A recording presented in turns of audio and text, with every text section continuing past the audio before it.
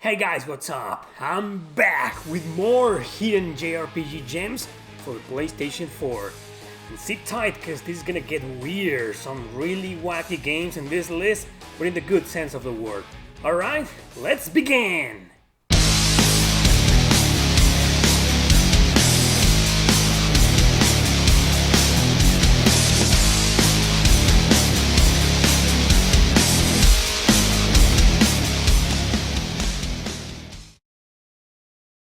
Number 10. Labyrinth of Refrain, Coven of Dusk.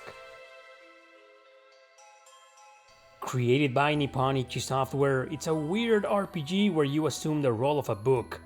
Your owner, the Twisted Witch of Dronia, commands you to navigate an allegedly cursed labyrinth. With the help of several minions known as puppets that you create and customize, off you go to a dungeon crawler adventure. Battles are turn-based with one or several parties of these characters that you control. I like the graphic design here and the art style, brimming with life unlike many other RPGs of its genre. I wouldn't worry too much about the wacky story, but it pays off to enjoy its silly comedic nature. Overall, Labyrinth of Refrain is a fun experience and a cool hidden gem on the PlayStation 4.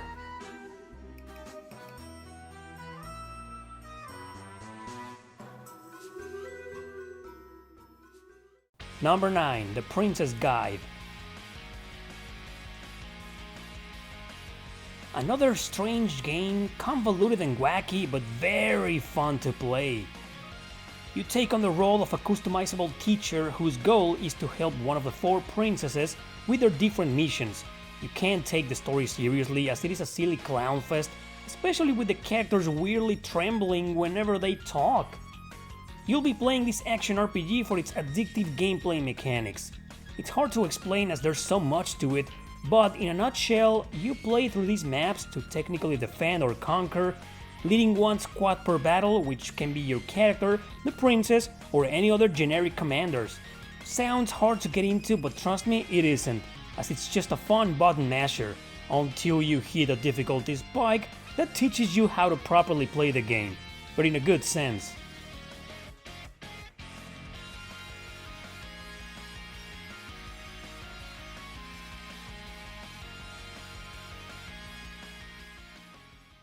Number 8.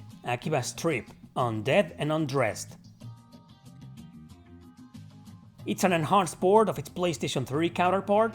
Yep, one more crazy-ass RPG with beat-em-up elements.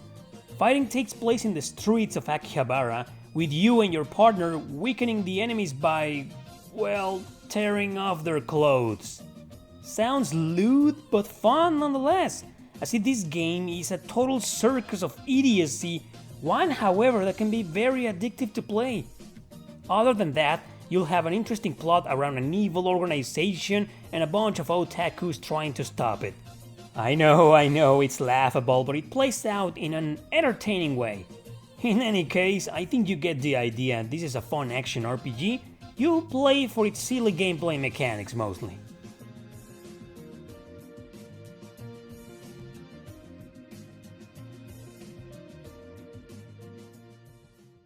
Number 7. Summon Night 6, Lost Borders. This one is a strategy RPG that plays on grids with several different characters from the Summon Night franchise.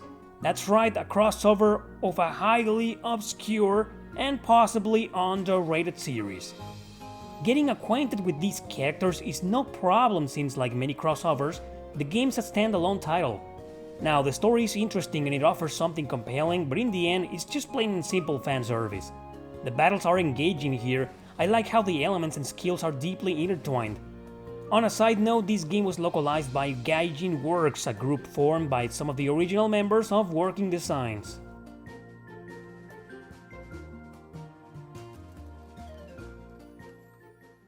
Number 6. Uta Mono, Mask of Deception. With one of the weirdest RPG names of all time comes this obscure gem.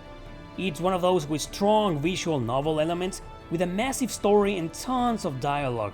It swarms the player with over-the-top cliches and anime tropes, but it pays off as you make progress with a very interesting plot. Just like Summon Night, it is a tactical game where characters move around in squares. It's not an original or outstanding system, but if you're into strategy RPGs like me, you'll definitely enjoy it. There's also a direct sequel to it called Mask of Truth on the PlayStation 4, but I haven't played it yet. Might be a good idea though to check out both anyways.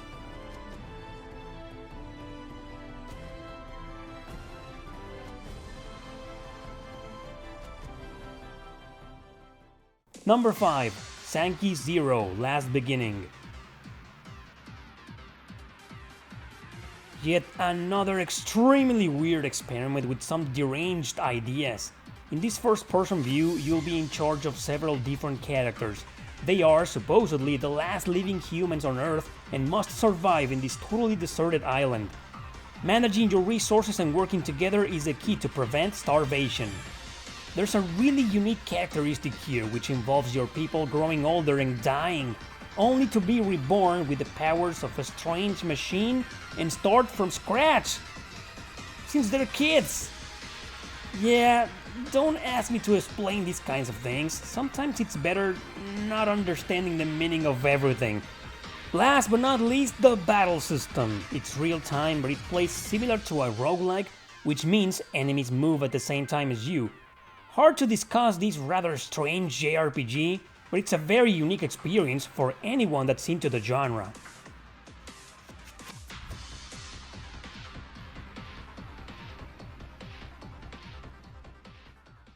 Number 4. Knights of Azure 2 Bride of the New Moon. On to some fast-paced action with this hack-and-slash RPG. One of those where you can switch to different weapons and abuse combos. Probably my favorite feature of this game is that your party members feel responsive. Usually in action RPGs they tend to be rather mediocre. Here I felt they fought decently. You'll have one of your sexy friends fighting by your side, but you can also invoke creatures with different elemental attributes. As you can see, it's quite heavy on the fan service side, which kinda diminishes the dark nature of the plot. This is about the main heroine dying and being turned into some kind of vampire, so now she needs to absorb blood to level up, and Anyway, the action is what matters the most here, and as such, it is a very cool game with intuitive controls.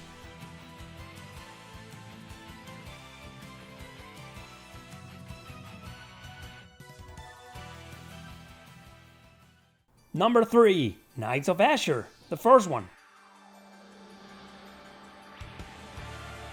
So I chose the first game of the second for a few number of reasons. It's also a dark-oriented theme with a pseudo-gothic universe. Fan service stands out like crazy here, but not as much as the sequel. In fact, Azure 2 feels way more focused on this than on the actual characters and plot. I found the action to be fast-paced in both games, but the first one felt more responsive, even though it's total chaos, out of control, just the way I like it.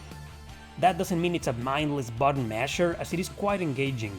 Most of your allies will be the creatures here, but they fight pretty well often, so I didn't have any complaints whatsoever. Overall, both games are equally amazing, especially if you're into the hack-and-slash genre in action RPGs. And nope, you don't need to play one to understand the other. They're both slightly connected but stand alone in the end.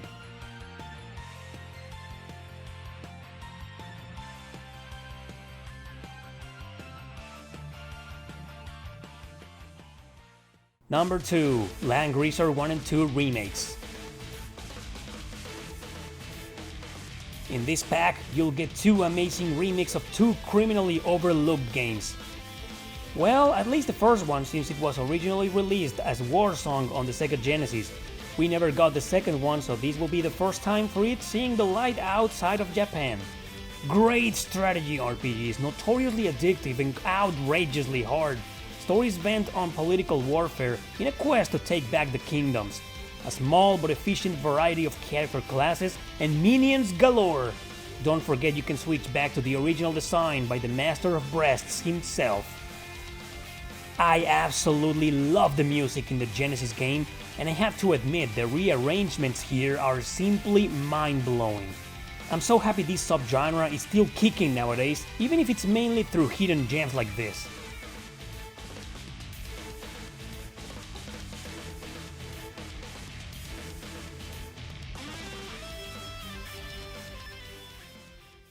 Number 1. The Alliance Alive HD.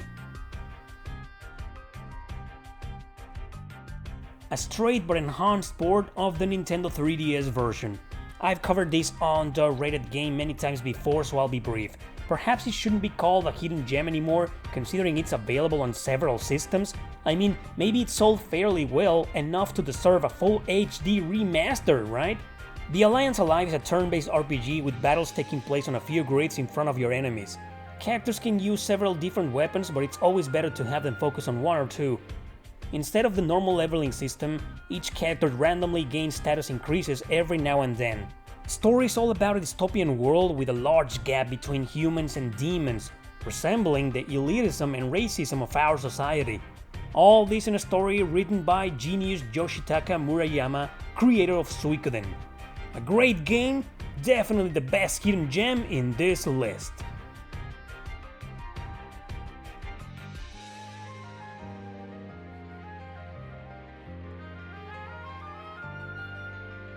You probably noticed that I was kind of brief with some games. That's because I've covered them quite recently before, and I just want to say that no matter what, these games are good enough to play.